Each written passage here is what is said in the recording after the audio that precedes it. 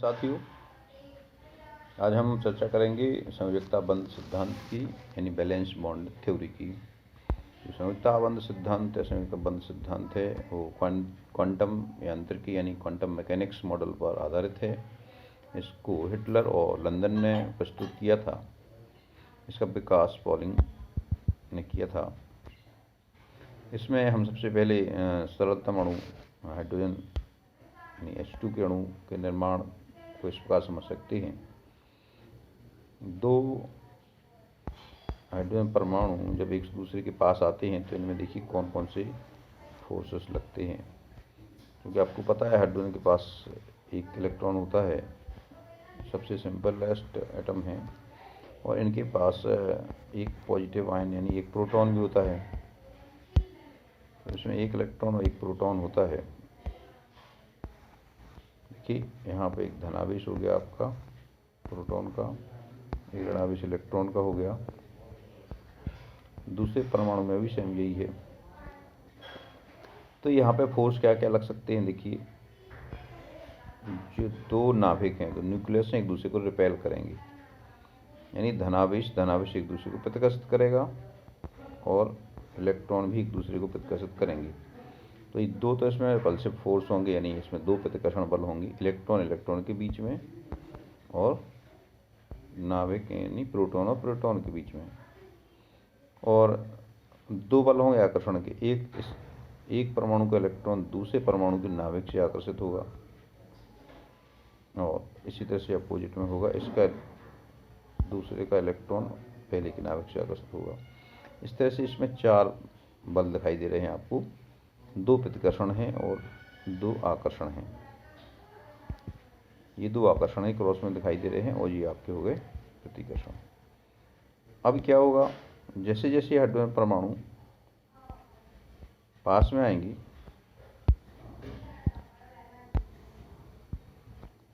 तो पहले तो आकर्षण बल ज़्यादा होंगे, बढ़ते जाएंगे जैसे जैसे पास में आते जाते हैं। तो पहले तो आकर्षण बढ़ेगा, लेकिन जब ज़्यादा पास में आएंगे तो प्रतिकर्षण बल भी बढ़ेगा, क्योंकि नाभिक भी जब पास में आने लगेंगे तो उनमें प्रतिकर्षण बढ़ेगा, इलेक्ट्रॉन में भी प्रतिकर्षण बढ़ेगा। तो ऐसे में जब भी पास में आते हैं तो इनकी जो स्थितिज ऊर्जा है वो कम होने लगती है।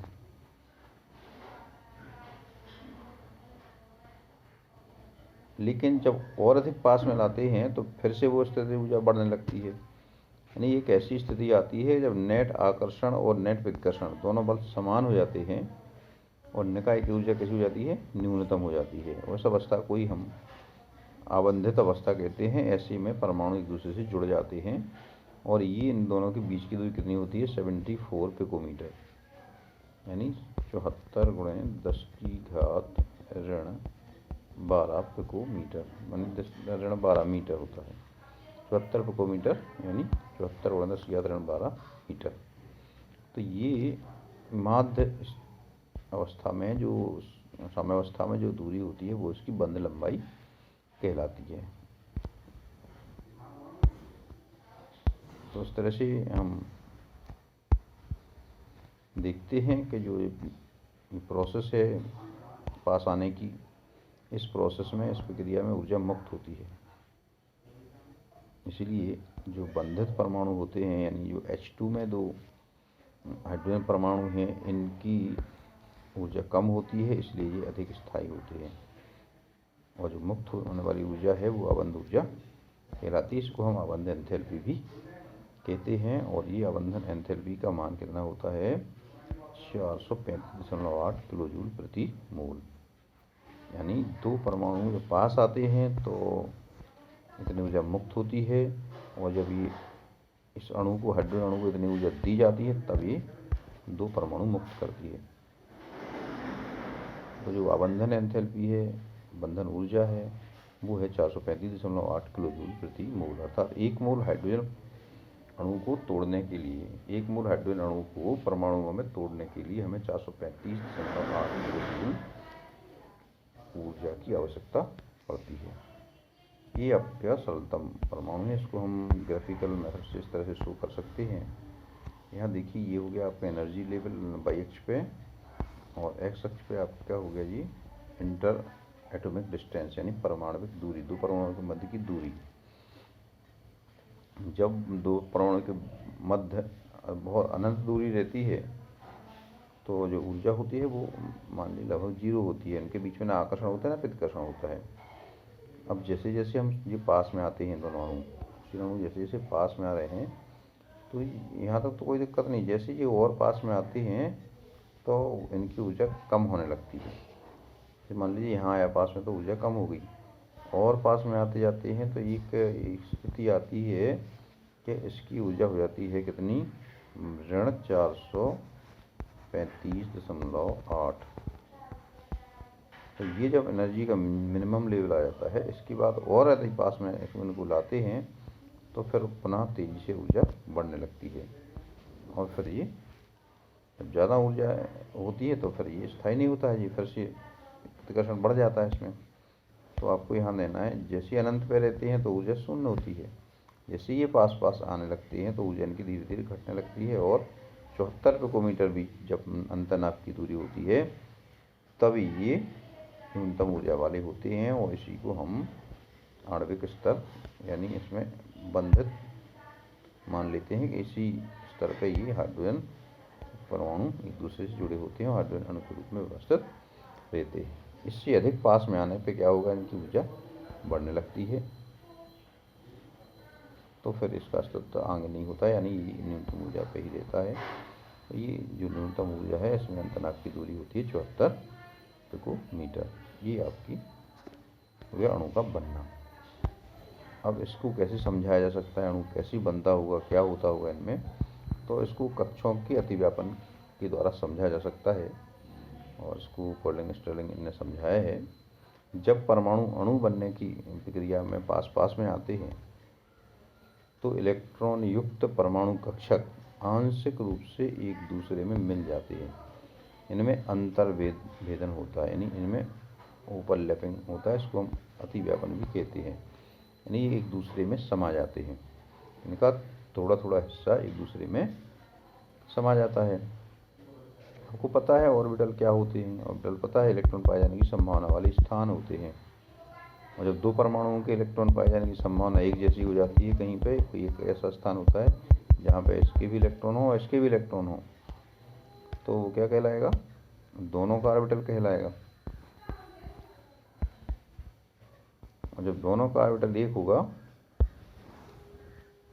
यानी दोनों के इलेक्ट्रॉन पाए जाने की संभावना एक स्थान पे हो सकती है यदि, तो इसी को क्या कहते हैं, हम अतिव्यापन कहते हैं।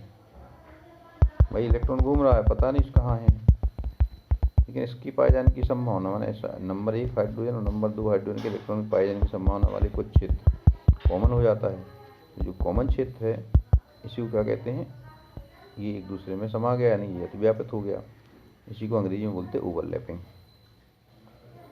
और इसी को हम युग्मन कहते हैं। इलेक्ट्रॉन चक्रण का युग्मन हो जाता है, विपरीत चक्रण वाले यहाँ होंगे तो क्या होगा, इनका युग्मन हो जाएगा। अतिव्यापन जितना ज़्यादा होगा आबंध उतना ही प्रबल होगा।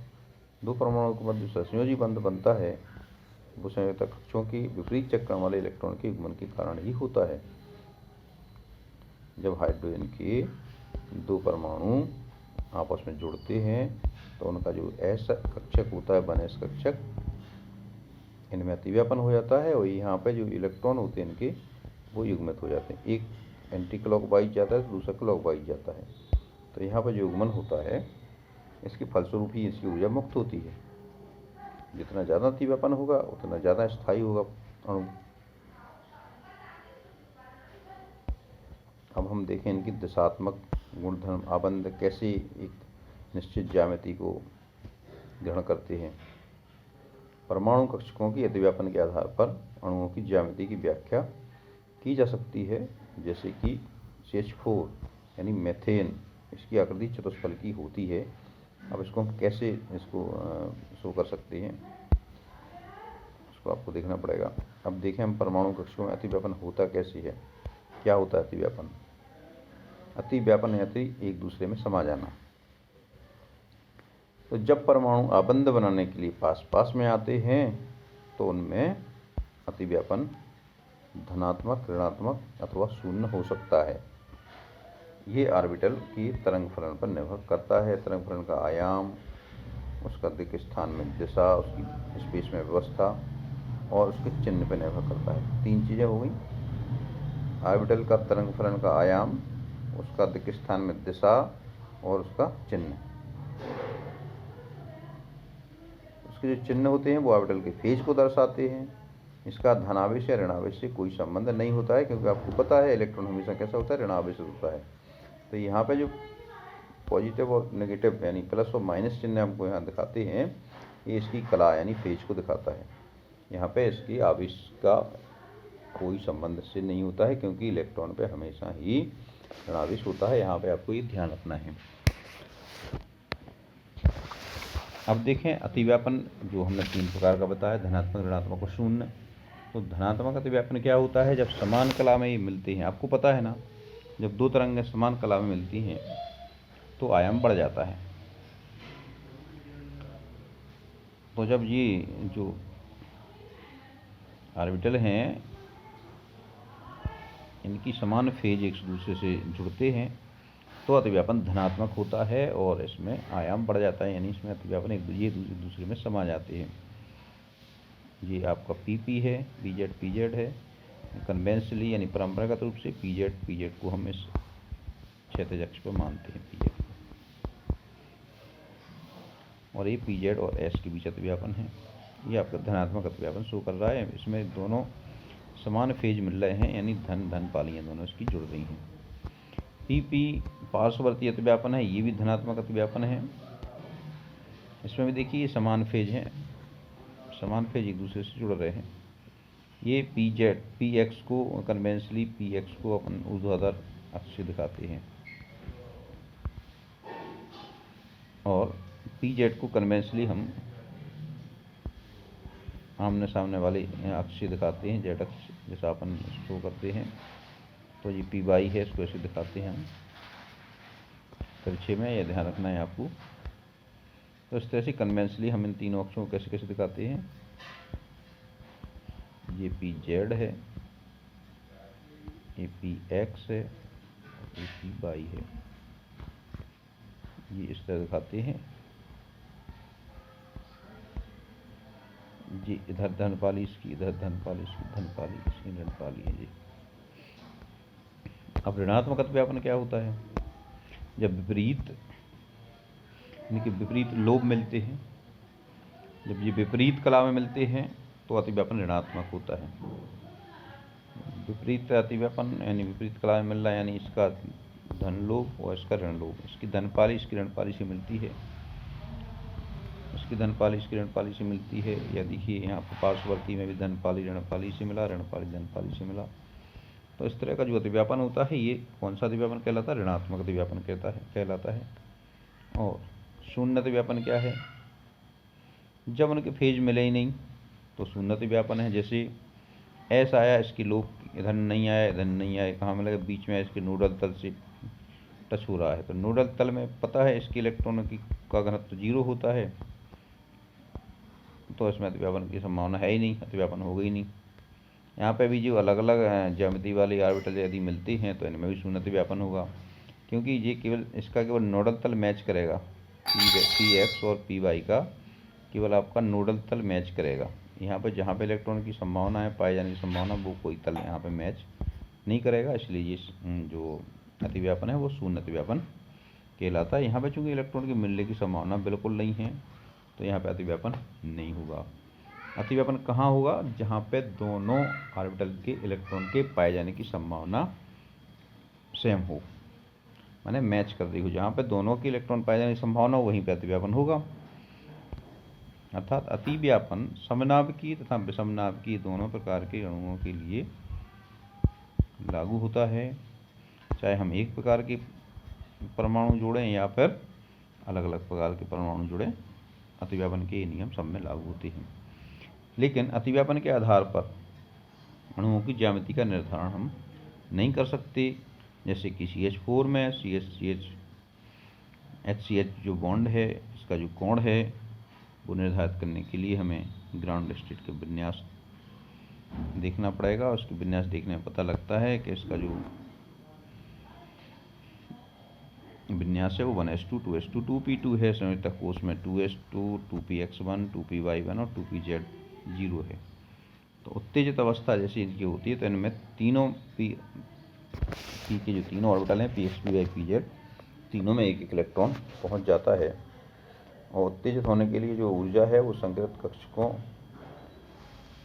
और हाइड्रोजन के कक्षकों के बीच, संकृत कार्बन कक्षकों और हाइड्रोजन के कक्षकों के बीच अतिव्यापन से प्राप्त होती है। और इसमें जो अतिव्यापन होकर के CH बॉन्ड बनते हैं, जिस संख्या में 4 होते हैं, और इनके बीच में जो ऑर्बिटल होते हैं इनके बीच में तो आपका 90 डिग्री का कोण होता है, किंतु वास्तव में देखें तो एस ऑर्बिटल तो गोलाकार होता है। तो चौथा बंध किस दिशा में बनेगा ये कहा नहीं जा सकता, लेकिन प्रयोगों द्वारा देखा गया कि इसका जो कोण है वो 109 डिग्री 28 मिनट यानी 109.5 डिग्री पाया गया है। तो हम ये कह सकते हैं कि इसका हम अतिव्यापन से इसकी ज्यामिति को नहीं समझा सकते। तो ये तो हो गया आपका अतिव्यापन। अब अतिव्यापन से दो प्रकार के बंध बनते हैं, एक सिग्मा बंध बनता है, दूसरा पाई बंध बनता। जब ऑर्बिटल अंतर्नाभिकीय अक्ष यानी समाक्ष अतिव्यापन करते हैं, माने अंतर्नाभिकीय अक्ष पर सिरे से यानी हेडवाइज अतिव्यापन करते हैं तो सिग्मा बंध बनता है। जैसे एस अतिव्यापन में क्या होता है, आधे भरे एस कक्षक एक दूसरे से अतिव्यापित होते हैं तो इसमें सिग्मा बंध बनता है। क्योंकि एस में तो एक ही उसमें तो गोलाकार होता है, इसलिए एस अतिव्यापन से हमेशा क्या बनता है, सिग्मा बॉन्ड ही बनता है।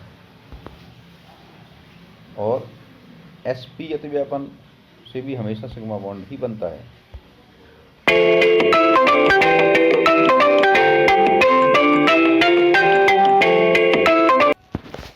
तो अभी हम बात कर रहे थे सिग्मा बंध की।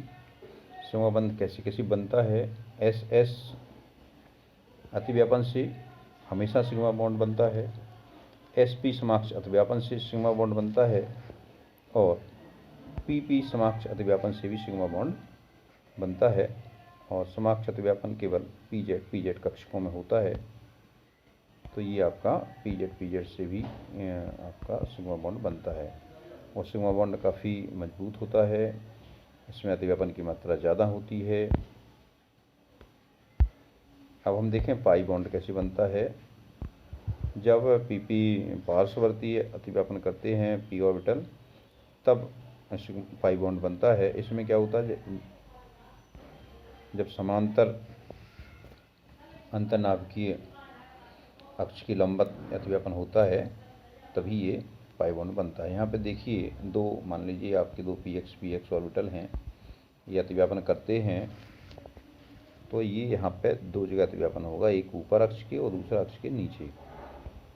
तो चूँकि ये अतिव्यापन ऊपर और नीचे अलग अलग जगह होता है, बीच में नोडल प्लेन होता है, इसलिए ये जो पाई बॉन्ड बनता है थोड़ा सा कमज़ोर बनता है सिग्मा बॉन्ड की अपेक्षा। और इसमें दो प्लेटनुमा आवेशित इलेक्ट्रॉन क्लाउड होते हैं। यहाँ पे ये दोनों ऑर्बिटल्स के इलेक्ट्रॉन की पाए जाने की संभावना होती है और इस तरह से पार्श्ववर्ती अतिव्यापन से पाई बॉन्ड बनता है। और ये केवल pp पार्श्ववर्ती अतिव्यापन से ही बनता है। s ऑर्बिटल से कभी भी पाई बॉन्ड नहीं बनता, हमेशा सिग्मा बॉन्ड ही बनता है। अतिव्यापन की मात्रा भी कम होती है पाई बॉन्ड में, इसलिए ये दुर्बल होता है। ये बात और यहाँ पे नोट करने वाली बात है कि जो भी पहला बॉन्ड बनता है दो परमाणुओं के बीच में, जो पहला बंध बनता है वो हमेशा सिग्मा बंध ही बनता है और दो परमाणुओं के बीच बनने वाला दूसरा बॉन्ड या तीसरा बॉन्ड हमेशा पाई बॉन्ड ही बनता है।